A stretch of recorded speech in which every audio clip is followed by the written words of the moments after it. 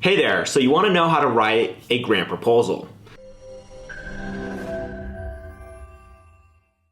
My name is Josh, I'm the founder of Technical Writer HQ, and I know writing a grant proposal is no easy task. The workflow process is sometimes complex and pushes your skills as a grant writer to the limit. Getting funding will largely depend on how persuasive and informative your proposal is. And to get that funding, you need excellent preparation and the ability to demonstrate that your project is a definitive solution to a problem. And in this video, I'll tell you everything you need to know about how to write a great grant proposal. But before we start, don't forget to hit that subscribe button to get more great technical writing and grant writing content from Technical Writer HQ's YouTube channel. Now, let's go ahead and jump in. So how do you write a great grant proposal? Like other technical documents, there are a few guidelines to follow to make sure your grant proposal comes out great. The first is design a schedule. You may design a schedule like this one before writing the grant proposal. This is a sample schedule of tasks you and your team are to accomplish before the day of proposal submission. And it's everything from collection of data to coordination with collaborators and to sharing of data with the grant writer. This also acts as a preliminary to writing a proposal where the rest of the team, so clients, collaborating agencies, staff, and more, know what to expect and when they'll be asked to contribute. You should work backwards from the deadline to ensure ample time for reviews and, of course, crisis management. Next, you should decide on whether you need a cover letter. Cover letters are little of use when you already have a cover page on the proposal. It may just be ignored anyway. However, it's highly recommended that you do attach a cover letter as well, especially if you're applying to a foundation. It should be brief and concise, with a 1 or 2 liner about what you're proposing and 1 or 2 reasons why you're applying to the foundation.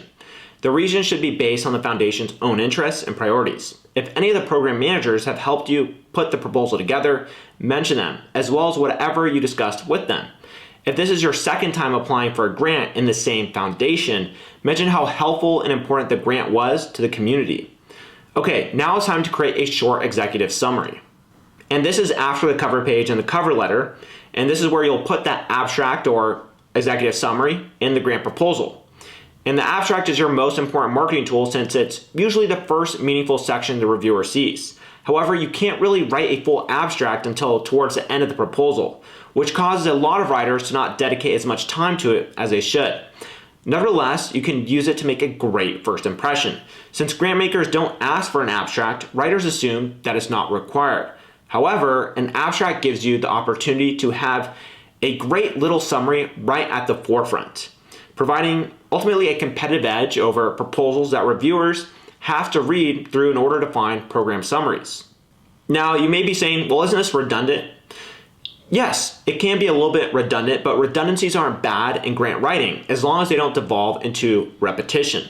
In fact, this is the best kind of redundancy. Think about it. You impress a reviewer with a short summary right at the top. Since they already know much of what the program is about, they then take the proposal to the board right away. Your proposal reaches board members a lot quicker than those of competing organizations. The executive summary can range in length from just a simple paragraph to 1 or 2 pages. And each funder will have a specific length requirement for this section. So make sure to go ahead and pay very close attention to what they're asking for. Feel free to pause the video and go through this example executive summary here. As a rule, an executive summary succinctly discusses a need or problem, the approach you will take to solve it, how you'll evaluate the program, and what it will cost. It also contains an introduction to your organization, your grant request, and discusses how the project will meet the grant maker's stated goals. Now, the next part is writing a needs statement. A needs statement is the most crucial part of a grant proposal, and it comes right after this executive summary, which is where a proposal starts. Here in this image, you can see an example of a needs statement. Please feel free to pause the video and read it through to understand how it's written. In addition, you must substantiate your needs statement with numerical data. For instance, present graphs, bar charts, pie charts, or other forms of data to share the proof of the need.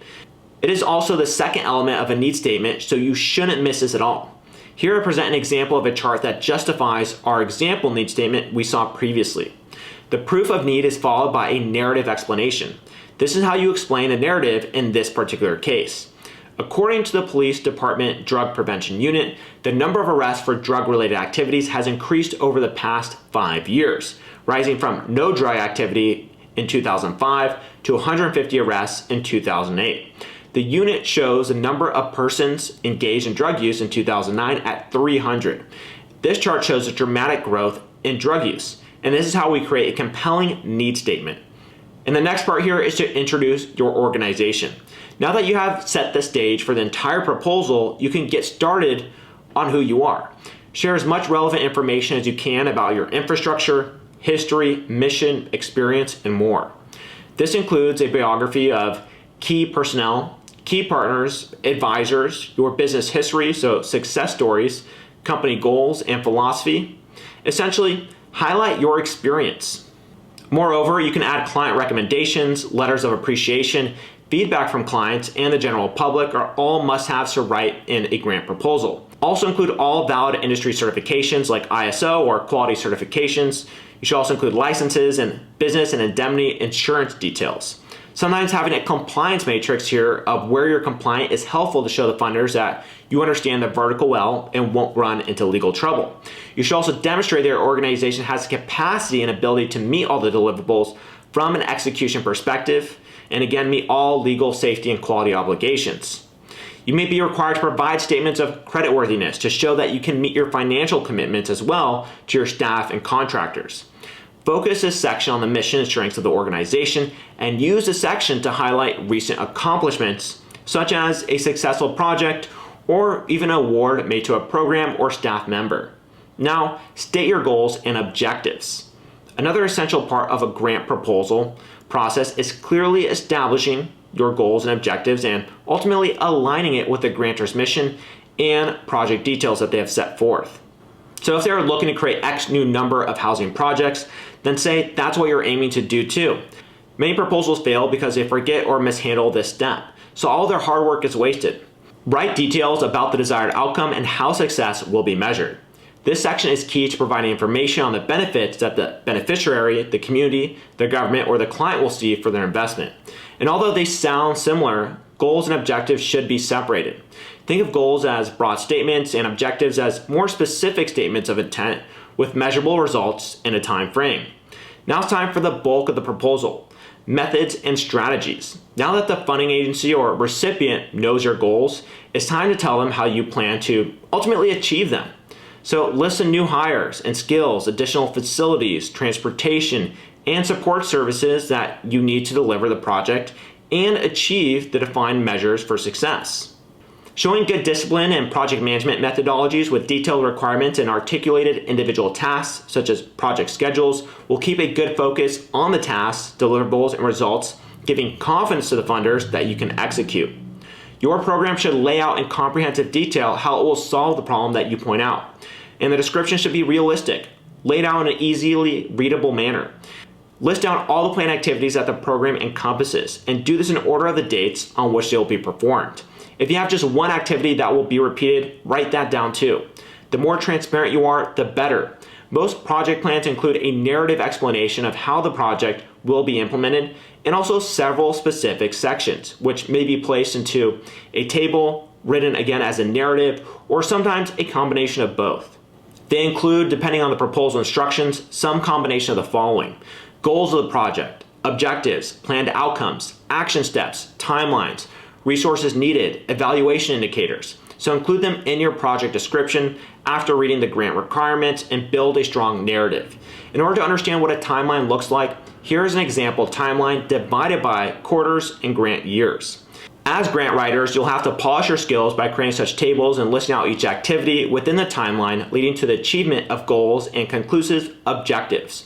Feel free to pause the video and go through the different activities in this timeline here. This is a classic example of a timeline that includes the action steps from a sample grant. Next, we have other funding sources and sustainability. Your funders will not like the idea of investing in a short-term project that has no prospects. They'll be much more willing to recognize a long-term winner and reward a promising project that can be executed on a larger scale and that has multiple sources of funding. And that's why you need to show how you can make this happen. This section of your grant proposal is for funding requirements beyond the project's total cost of ownership, including ongoing maintenance, day-to-day work, and operational support. This may require you to articulate projected ongoing costs, if there are any, for at least 5 years. An accurate cost model must include all factors, including inflation, specialist skills, ongoing training, potential future growth, and decommissioning expenses when the project or product reaches the end of its life cycle. The next step here is a tough one, and that is preparing the project budget. This is when you detail exactly how you will use the resources from an operational standpoint. Make sure to provide a full justification for all expenses, including a table of services and the products offered along with their associated costs. Remember that the project budget section is the very heart of your grant proposal. This is where you show the funders that you know the finer details of your program's vision. Overcharging or having a high quote can cause you to lose your grant and even be seen as speculation. And underestimating the quote may win you the deal, but you may not deliver on your proposal, which could negatively affect your standing with the dealer. It's not easy to find the balance, but the best thing you could do is be honest with yourself and your funders. This is an example of what a basic budgeting section looks like in a grant proposal. Feel free to pause the video and take a minute to go through the different rows and columns. And here's another example of a project budget calculated after factoring in all the costs.